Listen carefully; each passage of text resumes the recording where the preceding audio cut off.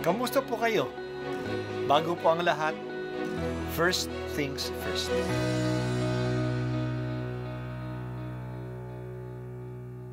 Good morning po. Sinisimulan po natin ngayon ang first things first. At dito po, tinatalakay natin sa unang bahagi ng umaga natin ay ang first readings na binabasa po sa banal na misa. Ito pong tinatalakay natin kasi madalas po kasi marami na tayong alam tungkol sa gospel readings. Pero konti po ang nagsasalita sa first readings.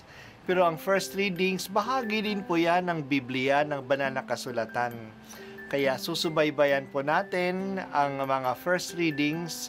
Basahin po natin at kuminsan kailangan ng basahin ng 2 o 3 beses bago maintindihan kasi hindi po tayo familiar sa mga istorya at sa mga kaisipan na tinatalakay dito.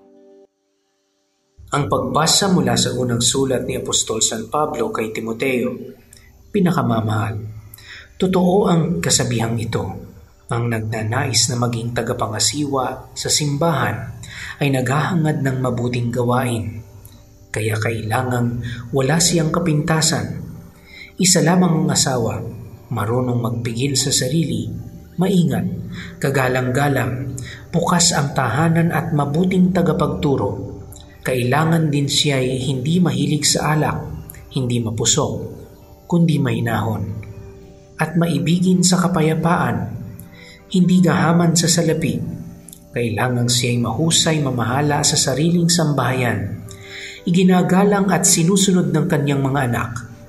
Paano makapangangasiwa ng maayos sa simbahan ng Diyos ang isang tao kung ang sambahayan lang niya'y hindi kayang pamahalaan? Kailangang siya'y matagal ng nananampalataya. Kung hindi, baka siya'y maging palalo at tuloy mahatulan gaya ng Diablo. Kailangan ding siya'y iginagalang ng mga taong hindi kaanib sa simbahan at nang di siya mapulaan at hindi mahulog sa bitag ng Diablo. Kailangan namang ang mga magiging tagapaglingkod sa simbahan ay marangal, tapat mangusap, hindi sugapa sa alat at hindi sakim. Kailangang sila'y tapat sa pananampalataya na ating ipinahahayag at walang dapat ikahiya. Kailangan subukin muna sila at maging marapat bago gawing tagapaglingkod. Kailangang ang kanilang mga asawa ay matitino at hindi mapanirang puri, kundi mabait at tapat sa lahat ng bagay. Kailangan ding isa lang ang asawa ng isang tagapaglingkod sa simbahan. Maayos siyang mamahala sa sariling sambahayan at mabuting magpasunod sa kaniyang mga anak. Ang tagapaglingkod na tapat sa tungkulin ay igagalang ng lahat at buong tapang nilang maipahahayag ang pananampalatayang napasa atin dahil sa ating pakikipag-isa kay Kristo Jesus. Ang salita ng Diyos. Salamat sa Diyos. Isang concern ng pastol ay magkaroon ng maayos na mga leaders ang sambayanan ng Diyos. Noong unang panahon na nagsisimula pa lang ang simbahan, may 2 mahahalagang leaders na kinikilala sa simbahan. Ang tagapangasiwa o supervisor at ang tagapaglingkod. Ang tagapangasiwa ay ang katumbas ng obispo ngayon at ang tagapaglingkod ay katumbas ng diakono ngayon. Ang mga pari natin ngayon ay tinatawag noon na matatanda o mga elders. Sila ay tagapagpayo sa obispo kaya wala silang direktang tungkulin sa mga tao. Ang nagnanais na maging tagapangasiwa o obispo ay naghahangad ng mabuting gawain. Yan ang sinabi ni Pablo. Mabuti naman na maghangad na mag-serve.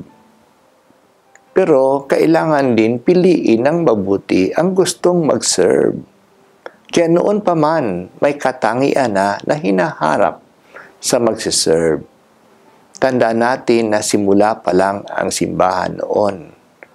Wala namang training sa gustong maglingkod.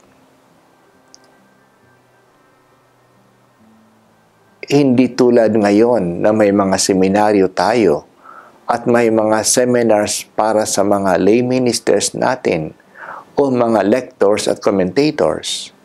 Noon ang tinitingnan lang nila ay ang mga katangian, kaugalian, at kalagayan ng mga taong gustong mag-serve. Tinitingnan nila ang personal na ugali ng tao, na hindi siya magalitin, hindi siya sakim sa pera, mayroon siyang self-control, hindi siya mahilig sa alak, at siya ay mahinahon. Tinitingnan din ang kanyang kalagayan sa komunidad. Siya ba ay ginagalang sa komunidad at katanggap sa mga tao? Ang lahat o karamihan sa nagsiserve noon bilang obispo at diakono ay may pamilya. Kaya tinitingnan din ang kanilang pamilya at kung paano nila dinadala ang kanilang pamilya. Mahirap na maging maayos ang pagdala nila sa mga tao kung ang kanilang pamilya mismo ay hindi nila napapamahalaan ng maayos. Maging tapat din sila sa kanyang asawa.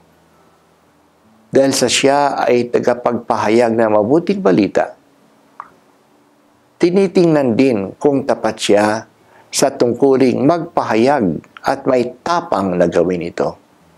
Marami sa mga kaugalian noong panahon ay hindi naaayon sa mga hinihiling ng ating pananampalataya kay Kristo.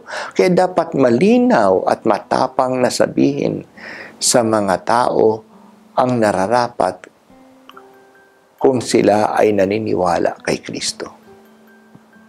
Magpasalamat tayo sa Diyos na sa simula pa nalampasan ng simbahan ang maraming pagsubok na dala ng pagsisimula ng isang bagong relihiyon. Talagang ginagabayan ng Espiritu Santo ang simbahan.